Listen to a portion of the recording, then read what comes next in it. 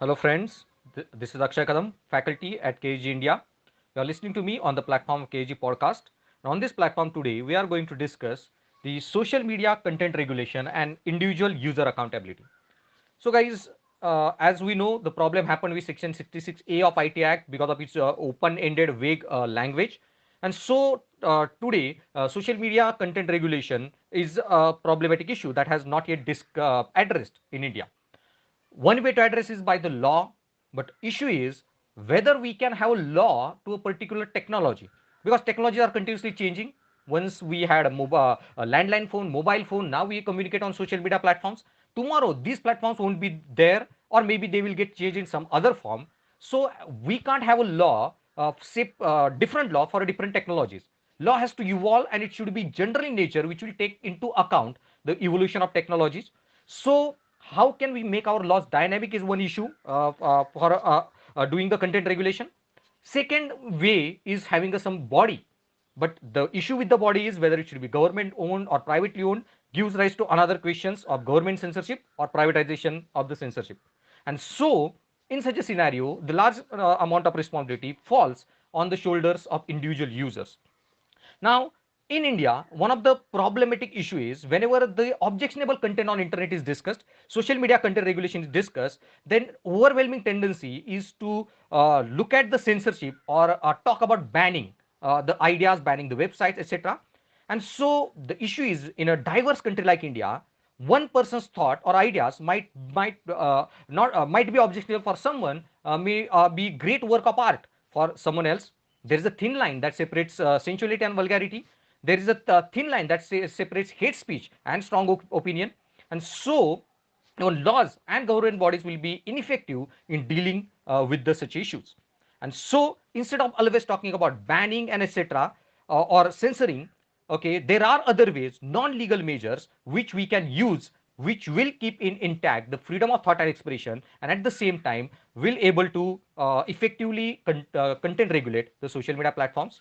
So what are the different ways to do that, because we shouldn't allowing social media to be the wild world. So first thing that one should be taking in account while using social media platform is due diligence. Whenever you are uploading any data, you have to take care, okay, that you shouldn't be uploading that in an emotional state of mind, okay, in a panic state of mind. Whatever content you are uploading on social media has to be done in a conscious manner, and you should think whether it will lead to any legal repercussions in future for you. You have to understand the legal limits, the laws. There should be awareness of the legal laws, and whether your content falls into those brackets. Also, there should be a basic questionnaire that you should be following, and for that questionnaire is that whether information you are uploading, whether it is credible and authentic. And if there is a doubt about its credibility and authenticity, one should not upload the data or should not forward the data. For example, there are many remedies come about coronavirus treatment. Are they credible? Are they authentic? Whether they are tested, rationally tested, etc. Unless you verify that claim, one shouldn't upload or forward the data. So basic questionnaire is who made the content, who produced the content, what is the source of that information of that content, where did it come from, why are you sharing this, whether you are an intermediary for sharing that information, and when was it published, the source, etc. This will basically control large number of false information that gets uploaded, fake speech that gets fake data, hate speeches, etc. will get effectively censored. So credibility and authenticity is one of the important thing that individuals should take into account. Then second, whenever you are uploading any data, someone uploading any data, one should think about accountability and responsibility. Most of the time it happens that large number of people, celebrities, politicians, or many other people upload some data and then they retract, and after a few hours they take down the content, apologize to the people, and so on. So first thing is one should not upload anything for which he is not ready to take full time accountability and responsibility. Okay, that if you are going to retract, then one should not in the first place should upload any such a content for which he is not ready to take full 100% accountability and not ready to be 100% responsible. Then third issue, one should understand that there is a difference in hate speech and strong opinion.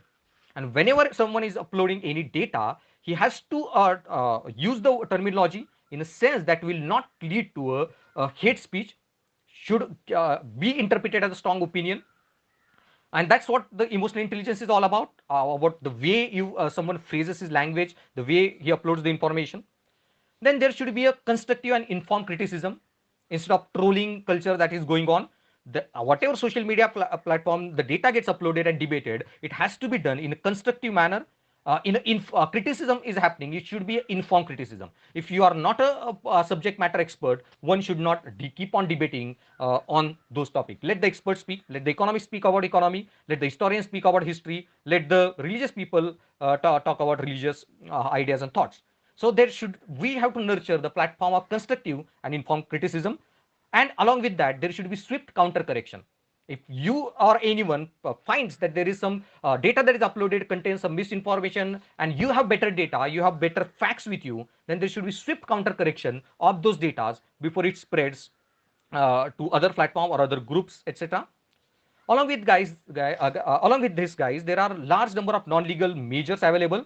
For example, we have to ensure that there is a proper education and awareness among the school children.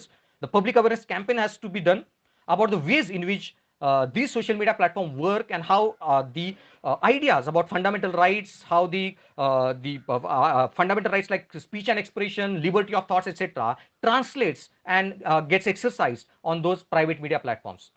We have to teach our children, the next generation or the present generation, how they have to respect other people's thought, how they have to be tolerant on social media interaction, etc. How they have to be taught the impacts of bullying or trolling, etc., on the people's mind, thoughts, etc.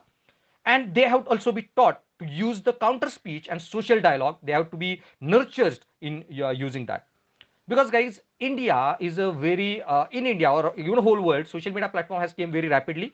And in India, this landline phones to mobile phones to social media platform transition has happened in one single generation.